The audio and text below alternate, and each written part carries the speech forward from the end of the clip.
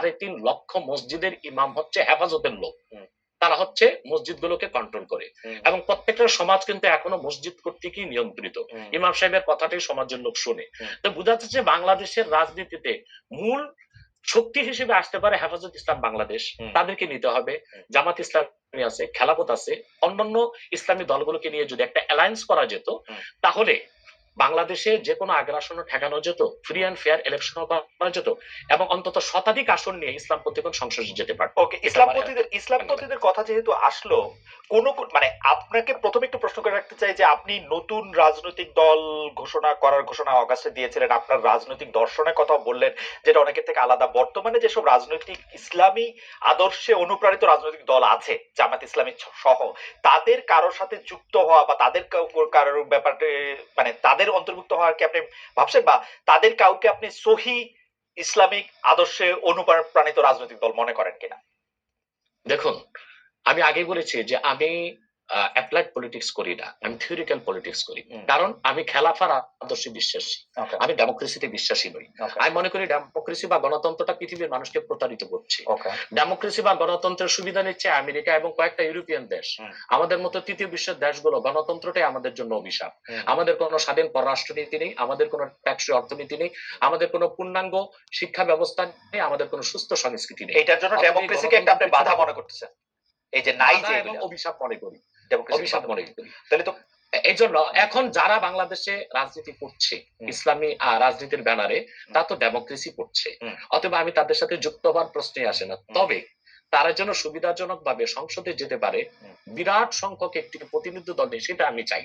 এটা শরীয়তের একটা বিধান আছে, আর জারুরাতু তাতাকাদ্দারু বিকাদ্রি জারুরা। ডেমোক্রেসিকে আমি পছন্দ করি না, কিন্তু বিশেষ মুহূর্তে বড় বিপদকে ঠেকাতে মাঝে মধ্যে হারাম জিনিসটাকে কিছু সময়ের জন্য হারাম জেনে কিছু সময়ের জন্য শিথিলতায় যাওয়া যায়। সেজন্য আমি মনে প্রাণে চাই, আমি খেলাফায় বিশ্বাসী হলেও এদেশে যারা ইসলামী রাজনীতির ব্যানারে আন্দোলন করছে সর্বোচ্চ সংখ্যক আসন নিয়ে তারা সংসদে যান। কিন্তু তাদের মধ্যে তো অনেকগুলি ফ্র্যাকশন আছে, একজন আরেকজনের ঠিক বিশ্বাস করে না। জামায়াতে ইসলামীকে যেমন ধরেন, জামায়াতে ইসলামী অনেক ইসলামিক রাজনৈতিক দলের কাছেই খুব গ্রহণযোগ্য দল না। আমরা দেখেছি যে হেফাজতে ইসলামীর আন্দোলনের ক্ষেত্রে শেখ হাসিনাকে কওমি জননী উপহার দেওয়া, শেখ হাসিনার সাথে হাতকে শক্তিশালী করার জন্য হেফাজতের বিভিন্ন নেতৃবৃন্দের বিভিন্ন সময় সার্বিক অবস্থান জামাতে ইসলামীকে ঠেকানোর জন্য হয়েছিল। আপনি নিশ্চয়ই খেয়াল করেছেন। আমি এই ফ্র্যাকশনগুলি আলাদা আলাদা করে বলতে পারি। চরমোনাই সাহেব আমি একমত নই, এটা আমি একমত নই। হেফাজত ইসলামী আর জামাত ইসলামের মধ্যে জামাত ইসলাম আমি বলি এক হচ্ছে জামাত ইসলামীর যিনি প্রতিষ্ঠাতা ছিলেন আবুল আলা মওদুদী, তিনি মুহাদ্দিসও ছিলেন না, মুফাসসিরও ছিলেন না, তবে তিনি ছিলেন দার্শনিক এবং রাষ্ট্রচিন্তক।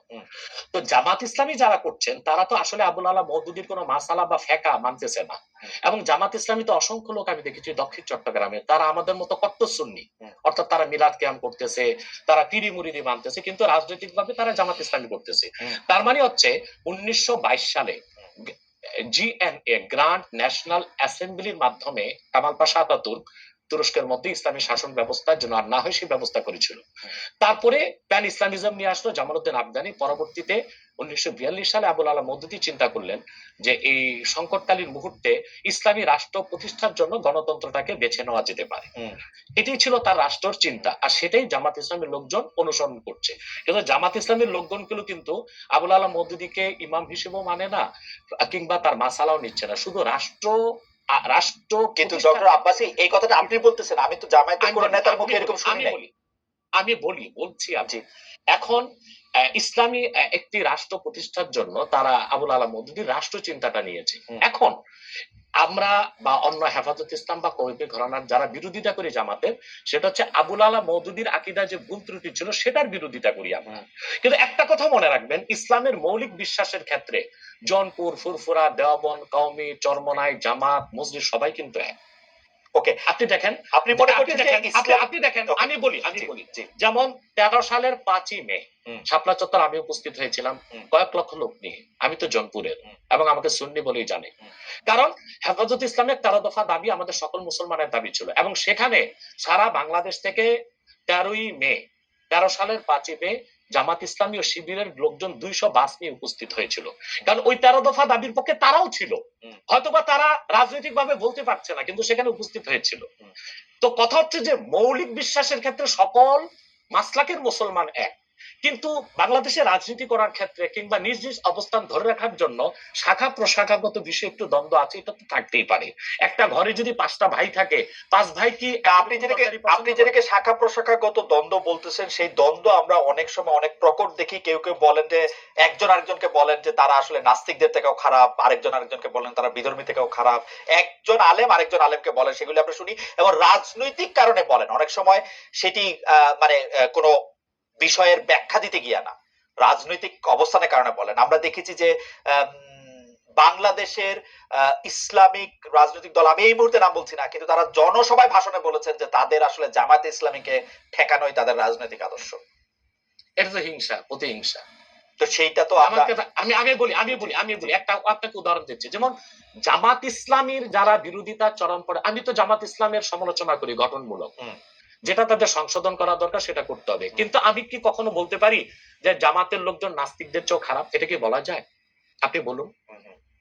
এখন মনে করেন 13ই মে, আপনি বলছেন সেটা বলছি না, কিন্তু আমি বলছি একজন ইসলামী আলেম বলে আমরা একজনকে চিনি, তিনি আরেকজনকে বলতেছেন। আমি তাকে চিনি। ওই লোকটা যে লোকটা বলেছেন তার নামটা আমিও নেব না, কিন্তু বাংলাদেশে এমন অনেক ইসলামী রাজনীতির ব্যানারে রাজনীতি করছেন যারা কিনা মোসাদ বা র কিংবা সিআই এর পেইড এজেন্ট হয়ে বসে আছেন। এখন রাজনৈতিক আক্রোশে অনেকে অনেক কথাই বলে। যেমন জামাত ইসলামীর বিরোধিতা করতে যে ফরিদউদ্দিন মাসুদ এবং কিছু আলেম শাহবাগীদের সাথে একাত্মতা ঘোষণা করছে, এটা কেন করছে? তাহলে কি শাহবাগী না, তাহলে কি মতিউর রহমান নেজামী, দেলোয়ার হোসেন সাইদি তাদের চেয়ে ভালো ছিল শাহবাগীরা? যে মতিউর রহমান নেজামী, দেলোয়ার হোসেন সাইদি বা জামাতের যাদের ফাঁসি হয়েছে তাদের ফাঁসি রায় কার্যকর করতে ফরিদউদ্দিন মাসুদ শাপলা চত্বরে চলে গেছে, শাপলা চত্বর না শাহবাগ চত্বরে চলে গেছে, নাস্তিক ব্লগারদের সাথে একাত্মতা ঘোষণা করছে। তো বুঝাই যাচ্ছে এটা একটা রাজনৈতিক আক্রোশ ছিল, রয়ের পারপাস সার্ভ করার জন্য এই কাজটা করেছিল কিছু আলেম। অথবা ওই ধরনের কোন আলেম কি বললো, তার মুরিদ কত, তার জনসংখ্যা কত, সেটা কোনো দেখার বিষয় না। সেটা বুঝাই যাচ্ছে কোন একটা ইন্টেনশন থেকে সে কাজটা করেছে বা বলেছে। কিন্তু আমাদেরকে তো ইনসাফে থাকতে হবে। আমরা আবুল আলা মওদুদীর বা জামাত ইসলামের সমালোচনা গঠনমূলক ভাবে করে আসছি, করতেছি। যেমন আমি জামাত ইসলামী মানে আপনি যেমন বললেন যে মওদুদী সাহেবের ফিলোসফিটা জামাতে ইসলামী আসলে সেইভাবে নিতেছে না, কিন্তু আমি কিন্তু ডক্টর আব্বাস, আমি কিন্তু এই কথা জামাতে ইসলামের কোন শীর্ষ নেতৃত্বের কাছে শুনি নাই। সত্যি কথা বলবে না, বলবে না কেন? বলবে না কেন? তারা যদি এটা না নেয় তাহলে এটা বলবে না কেন? হতে পারে এই জন্য বলবে না যে আপনার কর্মীদের মনোবল ভেঙে যাবে, কিন্তু আমি শীর্ষ নেতাদের মুখে শুনেছি। দেলোয়ার হোসেন সাইদি সাহেব একজন বাংলাদেশে জাদ্রেল একজন স্কলার ছিলেন এবং আপনি জানেন তার জনপ্রিয়তা এখনো কিন্তু একেবারে আকাশ জনপ্রিয়, আলহামদুলিল্লাহ। সেটা বলি, সাইদি সাহেব ব্যক্তিগত জীবনে আবুল আলা মওদুদীর কোন মাসালা মেনেছিলেন? তিনি তো হানাফি মাযহাবের মতে নামাজ পড়তেন, লম্বা দাড়ি রাখতেন এবং তিনি পীর ঘরানা থেকে এসেছেন। তার বাবা ছিলেন ফুরফুরার মুরিদ। ডক্টর আব্বাসি, আমি এটা প্রশ্ন সরাসরি করি।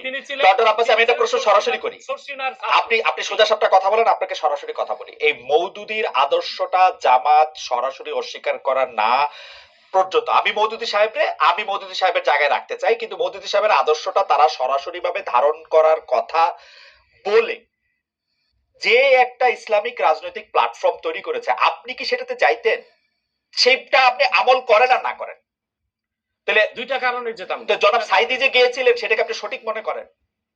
না, সাইদি সাহেব কেন গিয়েছিলেন সেটা তার, আপনি বলতেছিলেন যে তিনি আমলটা করেন নাই, কিন্তু আদর্শের এই ঘরানায় কি আপনি আসতেন? দেখুন, সাইদি সাহেবের একটা বক্তব্য আমি শুনেছি। তিনি একটা সাক্ষাৎকারে বলেছিলেন যে তিনি দেখেছেন ইসলামী রাষ্ট্র প্রতিষ্ঠা করার জন্য যে জনবল দরকার, যে কাজকর্ম দরকার, উনি সেটা জামাতের মধ্যে পেয়েছিলেন। সেজন্য তিনি জামাতের রাজনীতিতে ছিলেন, কিন্তু ব্যক্তিগত জীবনে তিনি তো হানাফি মাযহাব মেনেছেন, আহলুস সুন্নাহ ওয়াল জামাতের আকীদা বিশ্বাসী লালন করতেন অধিকাংশ ক্ষেত্রে, এবং তিনি পীর ঘরানা ছিলেন এবং পীর মাশায়েখদেরকে যথেষ্ট শ্রদ্ধা করতেন। আমি আগেই বলেছি যে বাংলাদেশে জামাত ইসলামী আকীদাগত দিক দিয়ে আবুল আলা মওদুদীর আকীদা সবাই গ্রহণ করে নাই। দক্ষিণ চট্টগ্রামের যারা জামাতের নেতা আমির, তারা আমাদের সাথে দক্ষিণ চট্টগ্রাম, আচ্ছা, এই ব্যাপারে আপনার বক্তব্য পরিষ্কার। আমি এই ব্যাপারে আবার উত্তরবঙ্গে যারা জামাতের নেতা তারা লামাযহাবী, তারা মাযহাবী মানেন না। সেজন্য আমি বলেছি আবুল আলা মওদুদী তিনি কোনো ইমাম ছিলেন না, তিনি ছিলেন রাষ্ট্রচিন্তক, দার্শনিক।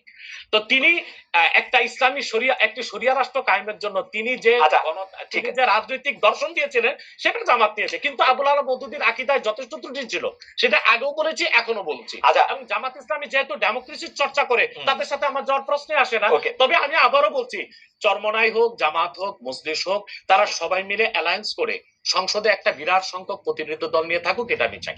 ওকে, আমি জাস্ট এটাতে একটু ছোট্ট করে একটা জিনিস যোগ করে আমি জামাতের এবং রাজনৈতিক প্রসঙ্গে আসবো। আমি শুধু একটু ধর্মীয় প্রসঙ্গে একটু আসতে